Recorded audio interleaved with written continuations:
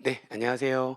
이번에 세무사 1차 시험 제가 의견서를 이의제기 의견서를 이렇게 만들어서 준 내용입니다. 내용인데 어, 지금 세법학개론 A형 67번 문제가 좀 어려운 문장이에요. 그러니까 이 문장을 가지고 우리 이제 2차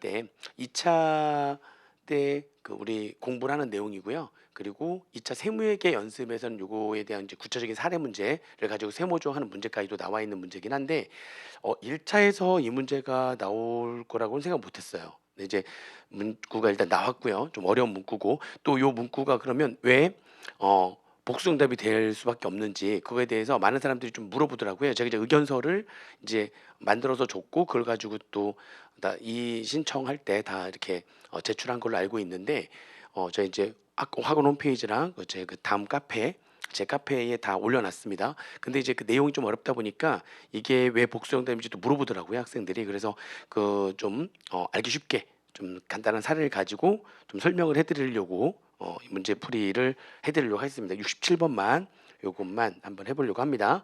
자, 실제 문제에서는 이렇게 문제가 출제가 됐습니다. 실제 문제에서는 이렇게 법인세 법령상 손비로 볼 수 있는 항목에 얘가 이제 포함이 된 거죠. 얘까지 포함돼 가지고 이거 말고 두 개는 확실하게 손비로 볼 수 있는 항목이었고 얘까지 손비로 볼 수 있는 항목으로 해가지고 답은 세 개가 이제 답이었던 건데 제가 의견서를 이렇게 만들었을 때 요거는 손비로 볼 수도 있지만 요 문구는 손비로 볼 수 있는 항목이 아닌 경우도 된다. 상황에 따라서 둘로 나눠진다. 손비로 볼 수 있기도 하고 손비가 아니기도 하고 이렇게 둘로 나눠지기 때문에 요거는 어, 이게 만약 손비로 볼 수 있는 항목에서 빠진다면 답이 두 개도 될 수 있다. 가답안에는 세 개로 나왔지만 요거는 답이 두 개. 상황에 따라서 요거는 맞는 문구일 수도 있고 안 맞는 문구일 수도 있기 때문에 세 개가 될 수도 있고 두 개가 될 수 있다. 이게 복수응답으로 제가 이제 올려놓은 거죠. 그래서 실제 요거에 대한 근거 규정은 법인세법 시행령 제19조 5호의 2에 있는 내용입니다. 내용을 이제 보시면은 어, 법인세법 시행령 제19조의 내용은 이렇습니다. 손비라고 하는 것은 법 및 이 영에서 달리 정하는 것을 제외하고는 다음에 각호의 것을 포함한다 해서 5호의 2에 요 내용이 들어가 있는 거죠. 요 내용이 요 내용인데 상황이 아무튼 어떤 내용인지 모르겠지만 결론부터 잠깐 말씀을 드리면 이게 특수한 개인으로부터 감가상각 대상 자산을 양수하면서 그 자산을 양수하면서 기업회계 기준에 따라 예전에 있었던 기업회계 기준 그리고 지금 현재 일반 기업회계 기준에서도 요 내용이 있습니다. 장부에 계상한 자산의 가액이 시가에 미달하는 경우에는 이게 이제 지배회사의 자산을 종속회사가 지배회사의 사업의 일부분을 이제 양수할 때 그럴 때의 회계처리거든요. 그때 장부에 계상한 자산의 가액이 시가에 미달하는 경우에는 여기까지 또 똑같은 얘기죠. 기업회 기준에 따라 장부에 계상한 자산의 가액이 시가에 미달하는 경우에는 여기까지 똑같은 얘기입니다. 그때 다음에 각 목의 금액에 대한 감가상각비 상당액을 손비에 포함한다는 거죠. 근데 그게 지금 상황이 둘로 이렇게 나눠지는 거죠. 실제 취득가액이 시가를 초과하는 경우에는 시가와 장부에 계상한 가액과의 차이에 대한 감가상각비 상당액이 손비에 포함되는 거고요. 실제 취득가액이 시가에 미달하는 경우에만 실제 취득가액과 장부에 계상한 가액과의 차이에 대한 감가상각비 상당액이 손비에 포함이 되는 겁니다. 근데 여기 지금 문제에 나왔던 그 예문에는 이게 특수한 개인으로부터 감가상각 대상 자산을 양수하면서 기업 회계 기준에 따라 장부에 계상한 자산의 가액이 시가에 미달하는 경우에 요 상황이 안 나왔던 거죠. 이 상황이 나오질 않았습니다. 상황이 실제 취득가액이 시가를 초과하는 경우냐 미달하는 경우가 나오지 않고 이것만 나왔죠. 실제 취득가액과 장부에 계상한 가액과의 차이에 대한 감가상각비 상당액이 손비로 볼 수 있는 항목이다 이렇게 나왔는데 그거는 요게 손비가 되려면 요게 딱 실제 취득가액과 장부에 계상한 가액과의 차이에 대한 감가상각비 상당액이 손비가 되려면 실제 취득가액이 시가에 미달하는 경우여야지만 된다는 거죠. 만약 실제 취득가액이 시가를 초과하는 경우라면 실제 취득가액과 장부에 계상한 가액과의 차이에 대한 감가상각비 상당액이 손비가 되는 게 아니라 여기가 시가와 장부에 계상한 가액과의 차이에 대한 감가상각비 상당액이 손비로 볼 수 있는 금액이 되기 때문에 요 문구는 상황에 따라서 손비가 될 수도 있고 이 문구는 손비가 아닐 수도 있다는 거죠. 이게 딱 손비가 되려면 요 상황이어야지만 된다는 거죠. 그래서 요 상황이 좀 주어지지 않았기 때문에 그래서 이거는 상황별로 요 문구는 손비에 해당해서 맞는 문구일 수도 있고 손비에 해당하지 않을 수도 있다라고 했던 게 제 의견서의 내용이었던 거고요. 이게 좀 무슨 말인지 좀 잘 모르는 거죠. 이게 도대체 무슨 말이냐. 그래서 제가 간단하게 좀 이해할 수 있게 한번 사례를 가지고 설명을 한번 드려보도록 하겠습니다. 자, 기본 사례인데요. 기본 사례. 자, 25기 사업연도 4월 20일 날 종속회사인 B법인은 지배회사인 A법인으로부터 종속회사인 B법인이 지배회사인 A법인으로부터 기계장치를 구입을 했어요. 기계장치 구입을 했는데 그 기계장치가 지배회사 A가 갖고 있던 기계장치였잖아요. 장부가액이 80만 원이고 시가가 100만 원이었어요. 이거를 기업회 기준에 따라 A법인, 지배회사 A법인의 장부가액인 80만 원을 취득가액으로 계상을 했고요. 그리고 이제 기업회 기준에 따라 실제 취득가액과의 차이를 자본잉여금의 감소로 회계처리를 했다는 거죠. 그걸 이제 케이스를 둘러 이렇게 나눈 겁니다. 첫 번째는 실제 취득가액이 아까 문제처럼 실제 취득가액이 지금 장부가액이 시가에 미달해요. 지금 장부가액이 시가에 미달하는데 실제 취득가액이 시가를 초과하게 120만 원인 경우, 실제 취득가액이 120만 원인 경우와 그 다음에 실제 취득가액이 시가에 미달하는 경우, 시가는 아까 100만 원이었잖아요. 실제 취득가액이 90만 원 경우, 90만 원인 경우 이렇게 나눠가지고 그 위에 있는 문장이 어떤 문장인지 설명을 한번 드리려고 합니다. 자, 그러면 이제 동일 지배 거래라고 하는 이제 기업 일반 기업 기준 내용에 따라서 이렇게 회계 처리가 됩니다. 이제 기계장치 시가는 100만 원이었잖아요. 시가 100만 원, 장부가액 80만 원. 그거를 회계하기 위해서는 기업 회계준에 따라서 그 지배회사의 기계장치에 대한 장부가액이 80만 원을 기계장치 취득가액으로 이렇게 잡고요. 그런데 현금이 얼마나 가냐면 현금은 시가를 초과하는 금액이 120만 원이 나갔잖아요. 그 차이 나는 금액을 자본잉여금의 감소를 이렇게 회계 처리하게 되어 있습니다. 회계학은 이렇게 회계 처리하게 되어 있고요. 그럼 세법은 어떻게 할 거냐? 세법은 지배회사와 종속회사니까 특수관계 회사잖아요. 특수관계인으로부터 지금 고가로 매입한 거죠. 시가 100만 원짜리를 120만 원에 고가로 매입한 거다. 그러면 어떻게 처리하죠? 110만 원 나온 건 사실이고요.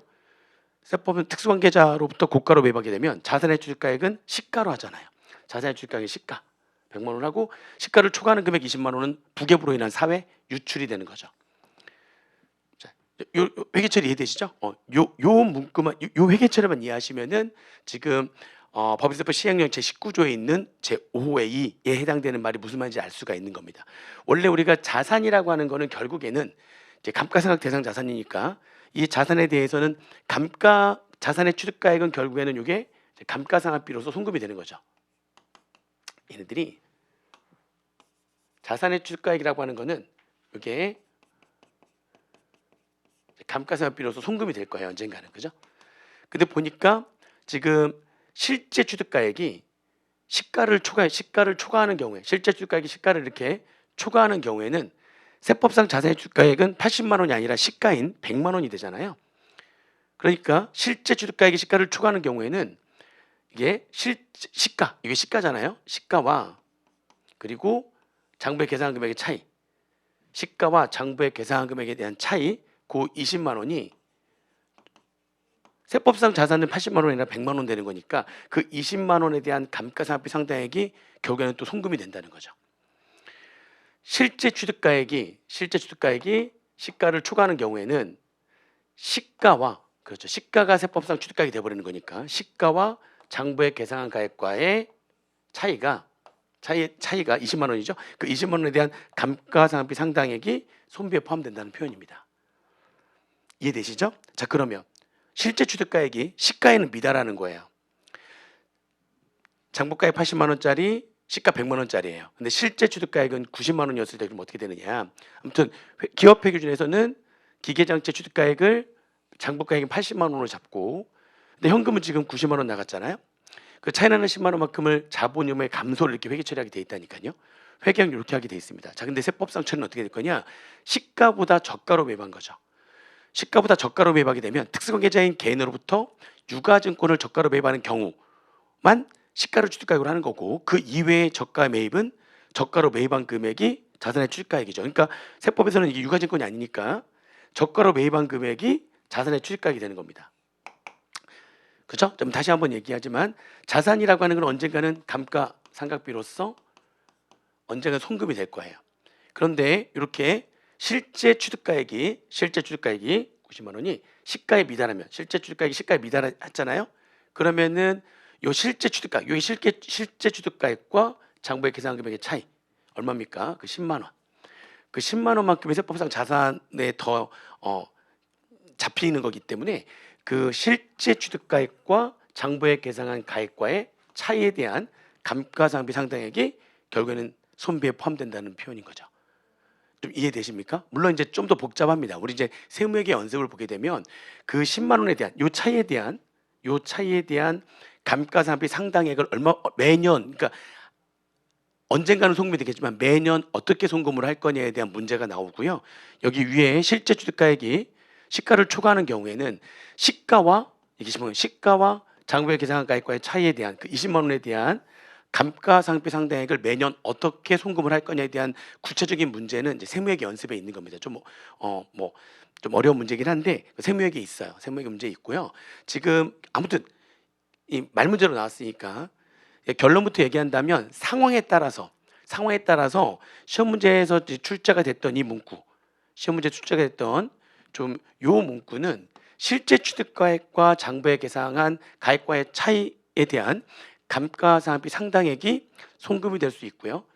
어떤 상황에서는 실제 취득가액이 아니라 시가와 장부에 계산한 가액과의 차이에 대한 감가상각비 상당액이 세법상 송금이 될 수 있다는 거죠. 그래서 요 문구는 상황이 빠져버렸기 때문에, 어떤 상황이냐가 빠졌기 때문에 얘는 손비로 볼 수 있는 항목에 포함될 수도 있고, 이 문구는 손비로 볼 수 있는 항목에 포함되지 않을 수도 있다는 겁니다. 그래서 답이 이게 맞을 수도 있고 안 맞을 수도 있기 때문에 이게 손비에 포함된다면 가다반처럼 3개인데 이게 손비에 포함되는 게 아니라면, 요 상황이라면, 그죠? 요 상황이라면 이게 손비가 아니잖아요. 시가와 장부에 계산한 가액과의 차이에 대한 가계상비 상당액이 손비로 볼 수 있는 항목이 되는 거기 때문에 그때는 이제 이게 틀림문구가 돼가지고 2개가 될 수가 있다는 겁니다. 일단 이게 법인세법 시행령 제19조의 제5의 2에 대한 표현하고 얘가 좀 다르다는 거 확실히 눈에 보이시죠? 그리고 이게 도대체 어떤 말인지를 간단하게 사례를 통해 가지고 설명을 드린 겁니다. 물론 좀 자세하게 매년 그러면 요 가액과의 차이로 인한 감가상각비 상당액을 매년 어떻게 송금으로 인정할 거냐라고 하는 거는 이제 2차 세무회계 연습 문제에서 이제 다뤄보면 되는 건데, 아무튼 요런 사례를 통해서 이게 무슨 말인지는 아마 이해를 하셨을 거예요. 어느 정도 공부하신 분들이라면. 그래서 이게 이 신청을 했던 겁니다. 이 신청이 가능했던 문제다라고 했던 겁니다. 일단 이해는 좀 되십니까? 그래서 지금 다른 분들은 이걸 못 찾았더라고요. 그래서 제가 이제 이걸 찾아가지고 그래서 이제 이 신청을 한 거기 때문에 좀 이 신청을 받아들이는 거는 교수님의 재량이라고 알고 있습니다. 그래서 이제 문구가 명확하게 상황별로 이게 손비에 포함될 수 있기도 하고 손비가 아닐 수도 있기 때문에 상황별로, 그렇기 때문에 요거를 좀 받아주셨으면 하는 마음에서 또 이 신청서, 그리고 또 학생들이 도대체 이게 왜 그러면 손비냐 손비가 아니냐, 이게 도대체 무슨 말이냐 잘 모르겠다 이렇게 물어보는 친구들도 많이 있어가지고 겸사겸사해서 이 문제에 대한 해설을 올리게 된 겁니다. 아무튼 많은 도움 되었으면 좋겠고요. 아무튼 이번 시험 좀 어려운 시험이었죠. 네, 일단 뭐 한두 개 차이가 나시는 분들도 이 신청이 또 받아들여질 수도 있기 때문에 이걸 포함해서 출제 교수님들의 자랑이지만 받아들일 수 있기 때문에 무조건 60점 넘으신 분 과락 없이, 또는 한두 개 차이로 지금 현재 지금 60점이 안 되시는 분들도 일단은 무조건 됐다는 마음 가지고 발표할 때까지 무조건 공부를 열심히 하시는 게 맞지 않을까, 그런 생각이 듭니다. 그러면은 실제로도 과거에 그렇게 한두 개 정도 차이 났던 친구들, 마킹 실수해서 오히려 한두 개 더 맞던지, 아니면 이 신청이 받아들여져 가지고 그래서 한두 개 더 맞아 가지고 결국은 합격을 한 친구들도 생각보다 꽤 많이 봤거든요. 근데 그것 한두 개 차이 난다고 공부 안 하고 있다가 나중에 합격하고 나니까 어떻게 해야 되냐고 또 찾아와서 막 얘기하더라고요. 그런 거 신경 쓰지 마시고, 그러니까 계속 공부하라고 했는데 공부가 안 됐대요. 그러면 안 됩니다. 딱 이제 이미 다 내 손은 떠났고요. 이제 받아들여지길 바라는 마음은 이제 간절하지만 일단 무조건 된다는 생각 가지시고 발표할 때까지 열심히 공부하시기 바랍니다. 그리고 사실 발표가 나서 붙고 떨어지는 걸 떠나서 아무튼 공부를 하셨다면 아마 2차 준비를 완전히 마무리하시는 게 훨씬 여러분들한테 도움이 많이 되시지 않을까, 이런 생각이 또 듭니다. 아무튼 열심히 좀 공부하시고요. 받아들여지기를 저도 한번 기대해 보겠습니다. 자, 이걸로 67번 이의제기에 대해서 구체적인 설명을 하는 것을 마치도록 하겠습니다. 감사합니다.